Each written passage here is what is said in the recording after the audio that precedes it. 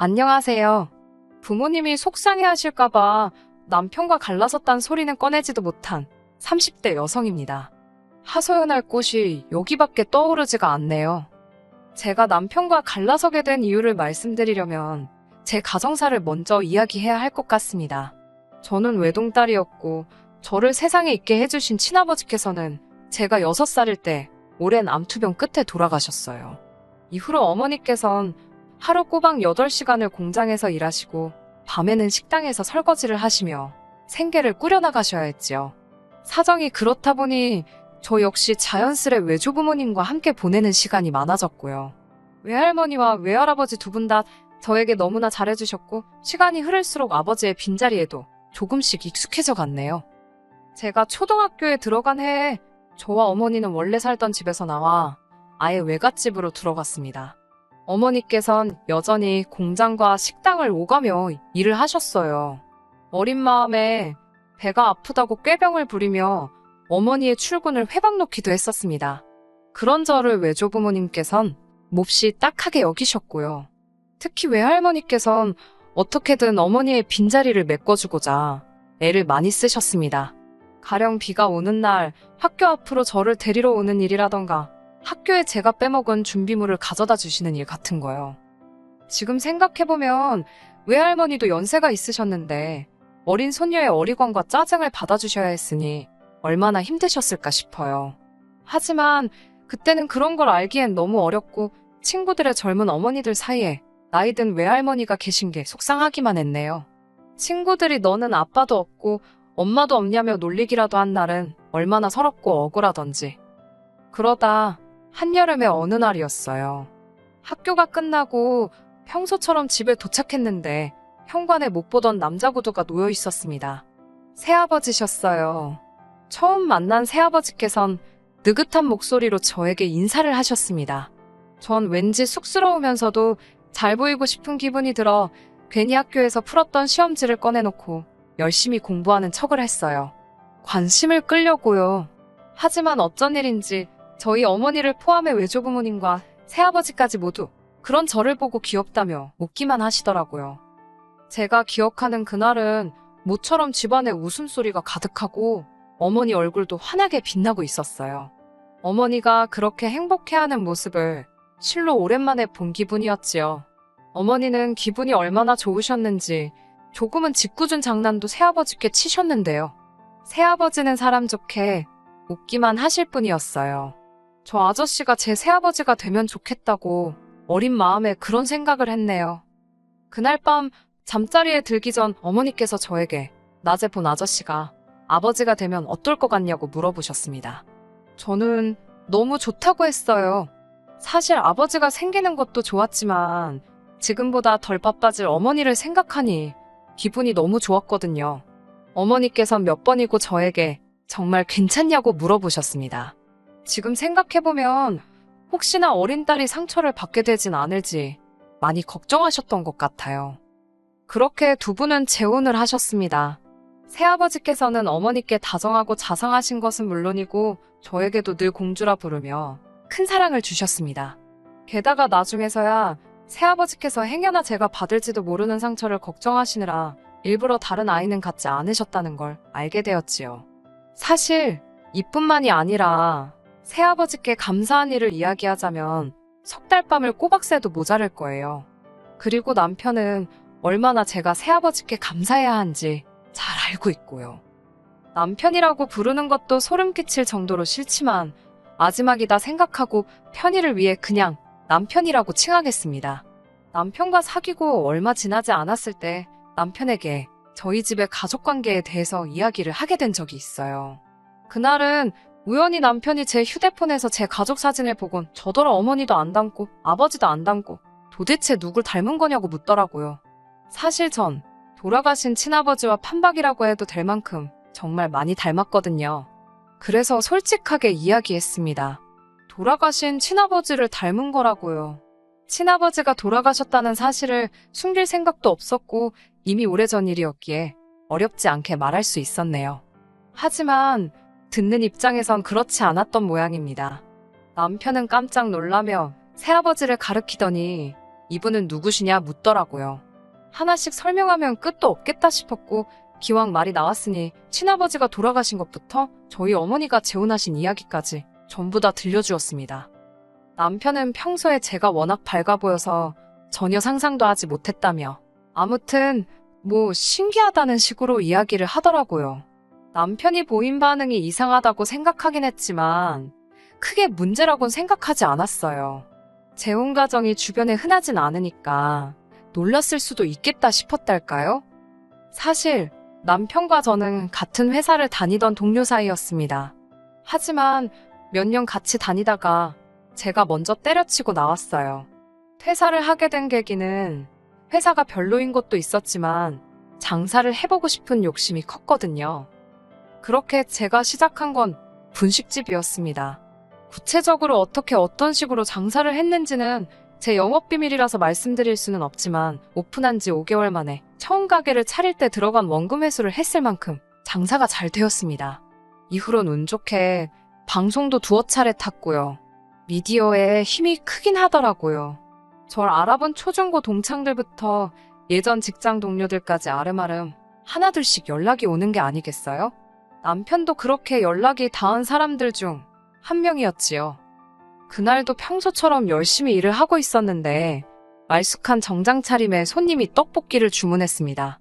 장사가 잘 되긴 해도 정장 차림에 회사원 손님은 흔하지가 않아서 슬쩍 보니 저를 보고 아는 체를 하더라고요.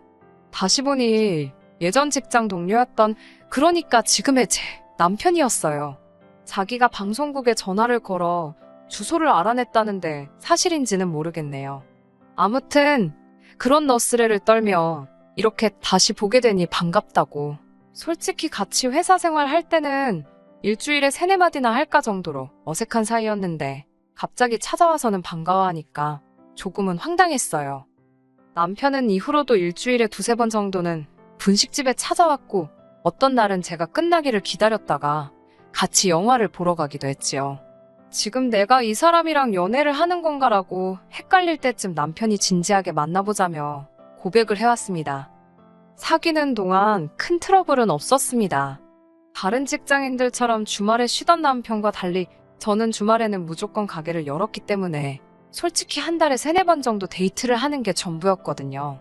그러니 서로에게 좋은 모습만 보여주려고 노력했고 웬만한 일은 참고 넘겨버릇했지요. 그래서 서로가 잘 맞는다고 착각을 했던 것 같아요. 사귄 지 1년쯤 되었을 때 본격적으로 결혼 이야기가 오가기 시작했습니다. 그리고 그때 생각지도 못한 이야기를 듣게 되었네요. 남편이 말하기를 자기는 홀어머니 밑에서 자랐답니다. 알고 보니 남편 역시 어렸을 때 아버지를 여의었다고요. 왜 진작에 말하지 않았냐고 하니까 굳이 이야기할 필요를 못 느꼈다나요. 솔직히 전 너무 황당했어요. 분명히 연애 초반에 제가 먼저 친아버지 돌아가신 이야기부터 해서 다 털어놓았잖아요. 심지어 자기가 마치 처음 봤다는 듯 신기하단 식으로 반응까지 해놓고 어처구니가 없어서 한동안 말없이 남편을 쳐다보았습니다. 그러자 한다는 말이 홀어머니라고 하면 괜히 제가 부담을 느낄까봐 말을 못했다나요. 솔직히 그 말도 곱게 들리지 않았고 핑계다 싶었지만 혹시 남편에겐 돌아가신 아버님의 자리가 큰 상처였나 그래서 말을 못했나 싶어서 더는 따지지 않고 알겠다 하고 넘어갔어요. 하지만 어처구니가 없는 일은 결혼식 당일에도 있었습니다. 샵에서 메이크업 받고 정신이 하나도 없는데 남편이 잠깐 이야기 좀 하자고 하더라고요. 무슨 급한 일인가 싶어. 왜 그러냐 하니 자기가 곰곰이 생각을 해봤다며 말 같지도 않은 소리를 짓거리더라고요. 아무리 생각해봐도 어머님께서 혼주석에 홀로 계실 걸 생각하니 마음이 안 좋답니다. 그러면서 장모님도 혼자 앉으시면 좋겠답니다. 어차피 친아버지께선 돌아가셨으니 장모님이 혼자 앉아 계셔도 이상하게 생각할 사람이 없을 거라나요? 제가 지금 그게 무슨 소리냐고. 그럼 새아버지는 어디 앉으시란 말이냐고. 나랑 같이 손잡고 버진로드도 입장하실 건데 무슨 이야기를 하는 거냐니까. 자긴 솔직히 그것도 마음에 안 든답니다. 정 못하면 자기랑 동시에 입장하면 되지 않냐고요. 내가 아버지가 안 계신 것도 아닌데 왜 그래야 하냐고. 나에겐 새아버지가 친아버지나 마찬가지라고 그걸 못 받아들이고 이렇게 말도 안 되는 소리를 할 거면 이 결혼하지 말자고 했습니다. 아마 제가 남편이 생각하던 것보다 세게 나갔던 모양이지요. 남편은 이게 그렇게 화낼 일이냐며 돌아가신 장인어른께 괜히 죄송해서 그런다나요? 제가 돌아가신 분 마음 헤아리다가 살아계신 분 마음에 상처 주지 말라고 당신 장인어른은 새아버지시라고 딱 선을 그어 말했어요. 그제서야 남편은 자기가 경솔했다며 미안하다고 사과를 해오긴 했지만 시쳇말로 빈정이 상할 대로 상했던 터라 그렇다고 당일날 진짜 이 결혼 못한다고 엎을 수도 없고 이게 아닌데 생각하면서도 예정대로 식을 올렸습니다. 그때 제가 조금 더 용기를 냈어야 하는데 식을 올린 이후로도 남편은 은근히 돌아가신 친아버지 이야기를 들먹이며 새아버지를 무시하는 듯한 모습을 보였습니다. 새아버지가 지한테 뭘 어쨌다고 저러나 싶어서 기도 안 차더군요. 그러다 올해 초 있었던 일로 남편에게 있는 대로 정이 떨어졌어요. 저희 부모님께선 매해 연초에 건강검진을 받으십니다. 올해도 마찬가지였어요. 솔직히 의례껏 하시는 검사였지 아버지도 어머니도 그리고 저까지 저희 세 사람 중 그 누구도 크게 걱정을 하지는 않았지요. 하지만 검사 결과는 충격적이었습니다. 새아버지께서 심혈관 질환을 가지고 계셨거든요. 가끔씩 가슴이 뻐근하다고 말씀하시긴 했는데 워낙 앉아서 일을 오래 하셔서 그런 거 아닌가라고 제가 너무 안일하게 넘어갔던 것 같아 어찌나 죄송하던지. 당장 새아버지의 신변에 문제가 생기고 그럴 것은 아니었지만 그래도 괜히 마음이 복잡하더라고요. 솔직히 새아버지마저 제 곁을 떠날지도 모른다는 생각은 상상조차 해본 적이 없었기에 갈수록 마음이 더 불안해졌던 것 같아요. 새아버지께서는 당신은 괜찮다고 아무렇지도 않다고 별거 아니라며 저와 어머니를 안심시키려 하셨지만 별 소용은 없었어요. 솔직히 이미 이별을 겪어봤으니 더 두렵고 겁이 났네요. 저는 새아버지께 무조건 병원에서 시키는 대로 할 수 있는 모든 걸 같이 해보자 했습니다. 그리고 결국 제 고집을 꺾지 못한 아버지께선 치료와 관리를 받기로 약속하셨지요. 치료와 관리에 필요한 비용만큼은 제가 다 부담하겠다고 약속드렸고요. 솔직히 아버지가 저보다 돈은 더 많으셨지만 그래도 그렇게라도 뭔가 해드리고 싶었달까요? 그렇게 새아버지가 다니실 병원과 받게 되실 치료까지 정해지고 나서야 남편에게 그간 무슨 일이 있었는지 이야기해 주었습니다. 미리 말하지 않았던 이유는 단순합니다. 남편은 일단 새아버지 일이라면 상지팡이를 짚고 나서서 부정적인 의견만 쏟아냈거든요. 그런 소리를 듣고 있으면 될 일도 안 되겠다 싶어서 말을 아꼈던 거예요. 하지만 제 이야기를 다 듣고 남편의 입에서 나온 첫마디는 황당하기 그지 없었습니다. 그래서 장인어른은 어떠시냐? 괜찮으시냐? 내가 가서 인사라도 드려야 되는 거 아니냐? 그런 소리는 온데간데 없고 병원비는 그럼 누가 내냐입니다. 제가 낸다고 하니까 왜 제가 내냐입니다. 피 한 방울 안 섞인 남인데 못하러 제가 내냐고요. 그러면서 그분은 가족이 없냐입니다. 미쳤나 싶었지요. 그게 무슨 소리냐고. 내가 가족인데라고 소리를 빽 지르니 남편이 한숨을 쉬더라고요. 어이가 없어서 당신이 왜 한숨을 쉬냐고 따지는데 저더러 우리도 돈 모아야 되는데 피 한 방울 안 섞인 남한테 다 퍼주냐고. 자긴 솔직히 갑갑하다나요? 저는 남편한테 당신한테 돈 달라고 할 것도 아니고 내가 번 돈으로 내가 해드리고 싶은 대로 해드릴 테니 헛소리 말고 관심 끄라 했습니다. 그러자 남편이란 작자가 뻔뻔하게도 부부 사이에 네 돈 내 돈이 어디 있냐고 그래요. 남편은 연봉이 4천이지만 이것저것 제하고 나면 실수령액은 300이 안 됩니다. 반면에 저는 계절이나 월에 따라 차이는 있지만 한 달에 500은 나와요. 결혼할 때 남편이 들고 온 돈도 저보다 적어서 각자 150씩 내놓고 생활합니다.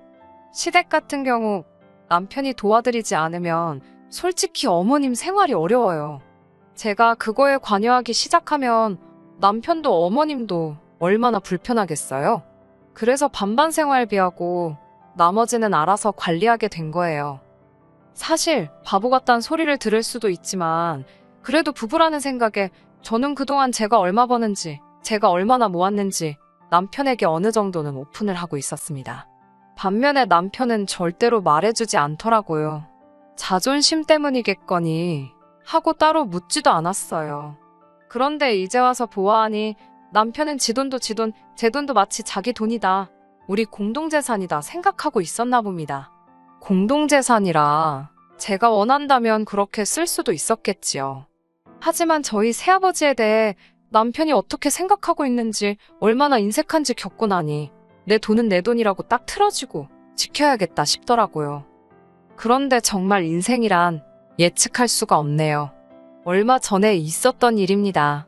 남편과 제가 갈라서게 된 결정적인 계기이기도 하지요. 어머님께서 낙상으로 입원을 하게 되셨습니다. 찬장에서 그릇 꺼내신다고 의자를 밟고 올라가셨는데 내려오시면서 휘청하셨던 모양이에요. 발목을 접지르셨고 머리를 부딪히셨습니다. 게다가 알고 보니 그동안 건강검진도 한 번 안 받아보셨더라고요. 연세도 있으시니 이것저것 검사할 것도 많아졌고 어머님이 저에게 나쁘게 하신 건 없지만 남편이 괘씸해서 모르는 척 했습니다. 다음날 이던가 남편이 저에게 우리 생활비가 얼마나 남았냐입니다. 생활비는 왜 묻냐고 하니까 어머님 병원비 내드려야 할 것 아니냐고 그래요. 제가 어이가 없어서 그걸 왜 생활비에서 내냐고 따졌어요. 남편은 가족이 다쳤는데 모른 척 할 거냐입니다. 그래서 당신한테 가족이지 그러니까 당신이 번 돈으로 알아서 하라고 했어요. 진심으로 황당하단 표정을 한 남편이 어머님이 왜 나한테만 가족이냐고 너한테도 어머니나 마찬가지랍니다. 그러면서 활용점정의 단어를 쓰더라고요. 넌 이제 우리 집으로 시집온 출가외인이잖아. 죽어서도 우리 집 귀신 되는 거야. 와, 어머님도 아니고 남편한테 이런 소리를 들을 줄은 상상도 못했기에 웃음이 다 나더라고요. 저는 그런 헛소리 할 거면 됐고 솔직히 털어놓으라 했습니다. 어머님 병원비 내드릴 돈도 못 모았냐고요. 슬쩍 한번 떠본 거였지요. 이 남자가 우리의 미래를 위해 최소한 생각이란 걸 하고는 있는지 궁금해서요. 그런 제 속도 모르고 한다는 말이 솔직히 말하면 이해해 줄 거냐입니다. 이해해 주겠다 하니까 실실 웃음이 없답니다. 공동 생활비 내고 제 용돈 좀 하고 어머님 한 달에 70만 원씩 드렸더니 남는 게 없더래요. 그러면서 일단 어머님 병원비 좀 저더러 내랍니다. 그리고 이참에 자기는 공동생활비 내는 것 좀 깎아달래요. 뻔뻔한 남편의 말에 저도 진짜 화가 머리끝까지 나더라고요. 제가 남편에게 내가 너랑 결혼을 한 거지 너를 키워준다고 했냐고 따졌습니다. 생활비까지 내가 더 내가면서 당신과 살아야 하는 이유가 뭐냐고요. 그리고 나는 뭐 어머님이랑 피 한 방울 섞였냐고 출가외인 같은 소리 한다고 그 집 귀신.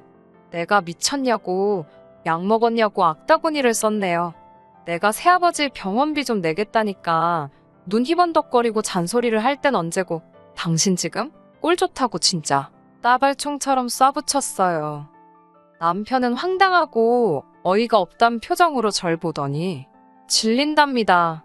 이런 여잔 줄 몰랐대요. 남한테 그러니까 새아버지를 말하는 거지요. 남한테도 잘하길래 남편이랑 시어머니한테는 얼마나 깍듯할까 싶어서 데리고 살려고 했는데 아직 못 쓰겠답니다. 그러면서 자기가 먼저 갈라서자고 하더라고요. 그 말을 듣는데 아이고 얼마나 고맙던지요. 그렇게 헤어졌습니다. 하도 청약 타령을 해대서 혼인신고를 미룬 게 신의 한 수였네요. 서류 정리가 단촐하니 일사천리로 일이 진행되더라고요. 그리고 이건 후기라고 해야 할지 엊그제 남편한테 전화가 왔었습니다. 시어머니 상황이 생각보다 훨씬 좋지 않다면서 저더러 돈 좀 빌려달라대요. 시어머니 생각하면 빌려드리고 싶었지만 아마 저희 새아버지도 이 상황을 아시면 빌려주라 하시겠지만 내키지가 않네요. 남편과 다시 엮이는 것도 싫고요. 본인이 인생을 제대로 살았다면 저 말고 누가 빌려줘도 빌려주겠지요. 저는 당분간은 어머니와 새아버지 두 분께 그동안 받은 사랑 돌려드리는 재미와 기쁨으로 살아보려고 합니다. 끝까지 들어주셔서 감사합니다. 오늘의 사연은 여기까지입니다. 구독과 좋아요, 알람 설정 부탁드리고 더 좋은 사연으로 다시 찾아뵙겠습니다. 감사합니다.